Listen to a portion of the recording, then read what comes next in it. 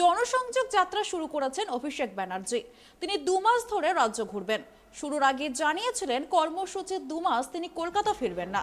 ইতিমধ্যে দুদিন একাধিক জায়গায় সভা জনসংযোগ করার পর আজ তৃতীয় দিনে কুমারগ্রামে হাজির হয়েছেন সাধারণ মানুষের সামনে।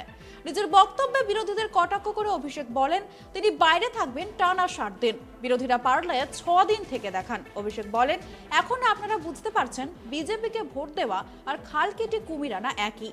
আগামী দিনে যখন ভোট দেবেন নিজেদের অধিকার সামনে রেখে, নিজেদের সার্বিক উন্নয়ন, বাণিজ্যের, পঞ্চায়েত সার্বিক উন্নয়নকে সামনে রেখেই ভোট দেবেন।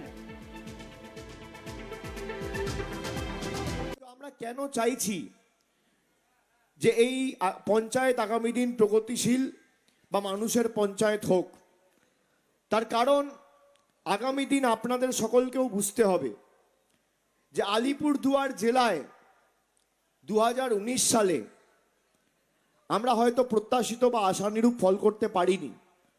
আমরা লোকসভায় হেরেছি। আপনারা যাকে সাংসদ করে জিতিয়েছিলেন, জেতার পর তার টিকি খুঁজে পাননি।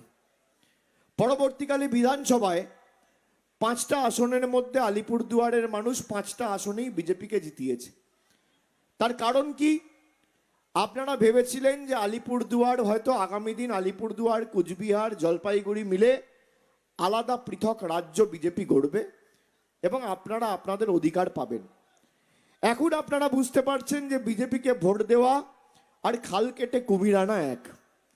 আমি আপনাদের অনুরোধ করব যে আগামী দিন যখন আপনারা ভোট দেবেন তখন নিজের অধিকারকে সামনে রেখে দেবেন।